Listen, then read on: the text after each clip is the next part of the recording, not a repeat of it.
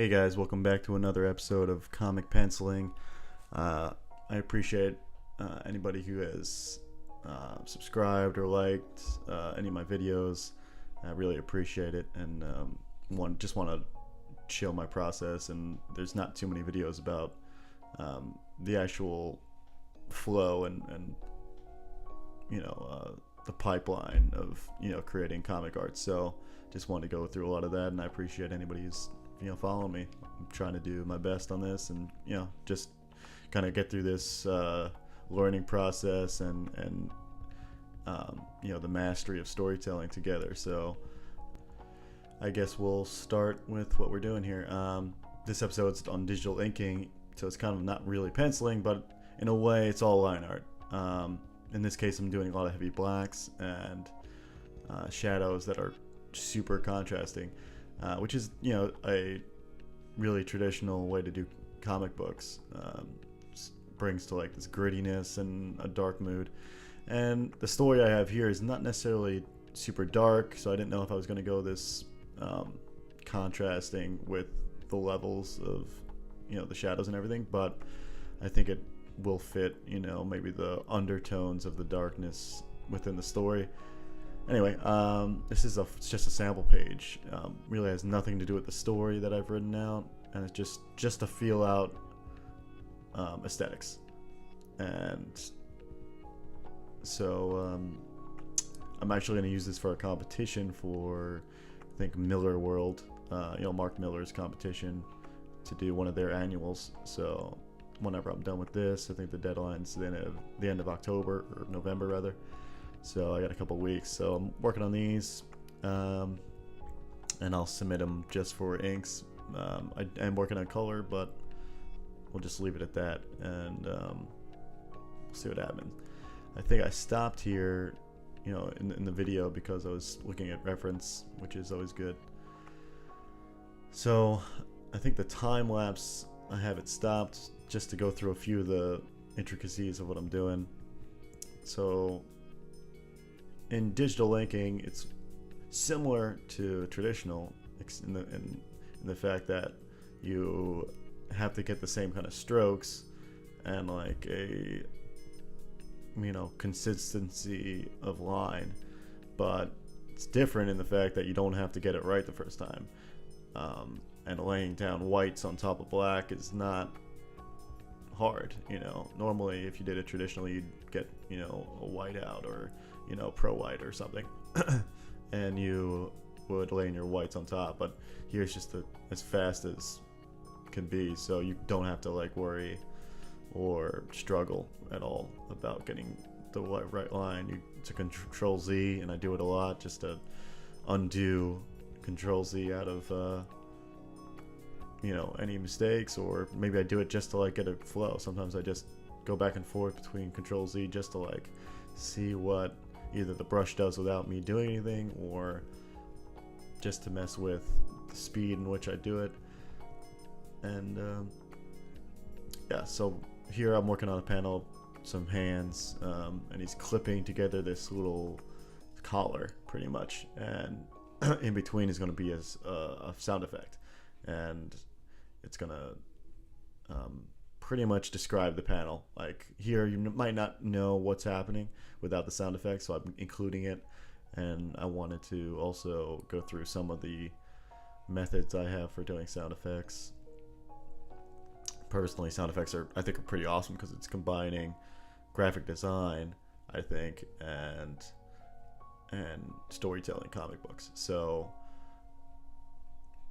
looking at it that way, you have like a lot of opportunities to give undertones and relationships to storytelling through font and lettering and how it's laid in. So in a minute I'm about to lay in a couple lines that or at least the works. Maybe I did it previously. I can't remember if I'm about to just throw in some lines or if I previously made a sound effect, but we'll see in a minute. So not to jump around too much, but like I said, this one is a page, so it's just really a test almost. It's just a test page just to see how everything lays in and how I like pretty much the final result of rendering.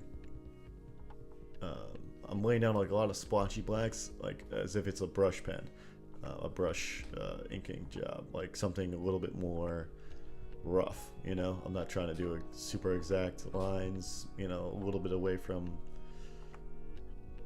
get a little bit away from like the traditional maybe modern comics route, and a little bit more indie, more influenced from maybe Japanese, you know, scrolls, or, you know, like, just has like a more roughness to it, more splotchiness. That's what I want out of it, and as long as it's consistent, that's the cool part. If you get these brush strokes that are pretty consistent, nobody tells the difference, and I think that's pretty cool. It's something I'm learning, you know, and anybody who has any experience with their own consistency issues, it's probably the hardest thing about anything, not just in comics, but like life and in general, just learning anything. So you know, doing anything consistently is the hard part. Doing it once is good, doing it twice is, you know, even better, but hitting it every time and making sure everything's lined up right is what you're looking for. So here we are with the sound effect laid in. I'm just pretty much slapping a layer on top of all the drawing stuff I have, and it's just a sound effect of it snapping together. So it's just a graphic that I throw on top of the line work on a different layer, and I'm using a mask layer on my line work. And I don't know if you've ever used a layer mask before, but it's this little, what almost looks like a camera on the layer panel to the right, and it brings up a separate kind of option, excuse me, and set of options really. So you paint either black or white on this layer. So after you click the layer with the mask, you're going to pretty much mask out what you want and keep what you want to keep. So here I'm just painting in the background, you know, inking where I want it to, and it's pretty much underneath, make it look like it's underneath the sound effect. Totally explain that horribly, but yeah, it's pretty much what I'm going for here. And I have it snapping like in like a swoop fashion. I didn't necessarily need that to do it that way. I could have did it like going down, and I could have made the letters super pristine, but I think it somewhat matches the unrulered, you know, sense of my lines, because I don't think I've used any kind of ruler on any of this stuff, so nothing's got a template feel. I think it matches. Anyway, I have this letter swooping to the left a little bit, kind of wanting to lead the eye to the left to the next panel. That was the goal with that. Not the only reason, but it just has a little more energy that way. Almost like from left to right, he's pushing more that way. I just feel like that's what the line gives out. And I'll probably go back in with color and obviously push a lot of the, you know, the beauty effect, you know, the aesthetic, and make sure it looks better than it does now. But it's pretty much got what I'm looking for, and I like the feel. I think it's exactly what I wanted to tell. It translates for the story, and I think we're going to move on. Eventually we're going to go back to time-lapse version where it's sped up quite a bit, because I worked on this for at least an hour and a half, what's showing today. So here I'm about to do some hair, and I want to show it not sped up here, because you get to see what I do, how many times I undo and go back and forth. So I had the hair pretty much unlit in the penciled version, the line art version. So I want to add in the volume, and the volume is described by what hairs are hidden by other hairs and what hairs are more curving in the back of the head, so you won't see as much. And I also have this collar that I have to add in kind of reflections and imply, or pretty much implying shadows and reflected shadows and whatnot off the metal, off the collar. So that's what I'm trying to do here, and I wanted to show it in real time. And that's pretty much all. I mean, there's more after this, but this is my main focus because hair is tough, and I really like using this this brush that I have. It's all the brushes I use are from Kyle. I can't remember. Kyle T, maybe. He's got a set of brushes on Gumroad that are, his pack is like $15, and they come with like, I don't know, 40 of the best brushes you've ever used on Photoshop. Flat out. I don't care what brush you're using right now, but go try his brushes. They're like incredibly well scripted or, you know, manipulated. They feel almost exactly like it. It feels, all it needs is a little bit of tactile feedback on the pen tip, and you might just believe that it's more than a computer, you know, simulation. It almost feels exactly like it. So I use this ultimate pen brush, ultimate brush pen. I think it's one of the better ones that I've found on it. It's got like a roughness to it, but you can go like super, you know, you can see with all of these hairlines that you can go really thin to really thick, just like a brush pen, or just like a brush. So wanted to show that and some of the process. So I'm just really just playing with lines, and once I see a strand of hair or a clump of hair that I create, next to it I create like a drop shadow, or I try to imply that next to it is other hair that its shadow is covering. So it's all about figuring it out in your head.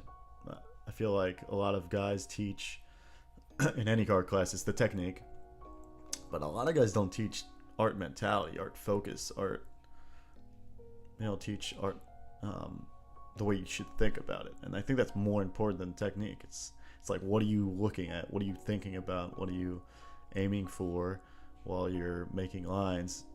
And that is, I think in my experience, more to do with, I mean, the mileage of you drawing a lot helps. Obviously you're going to have it easier and more natural, but you need to be recognizing that this is more about mentality.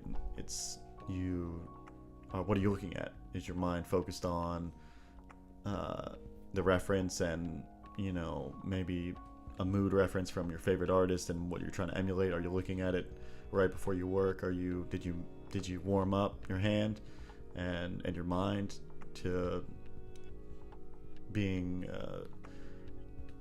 I don't know, more welcoming for ideas? And are you calm? It's a lot of mental work as well, more development that way than just technique. So I think when I do my best work, my mind is in the right place, and it's just in the right place as far as willingness to try things and you know, without a lot of frustration. And I'm in a good place, I'm in a good environment, and I think that helps a lot. I think doing work when you're aggravated and whatnot is not just aggravated, but anything like that where you're not in your mode, in your whatever that may be, in your element.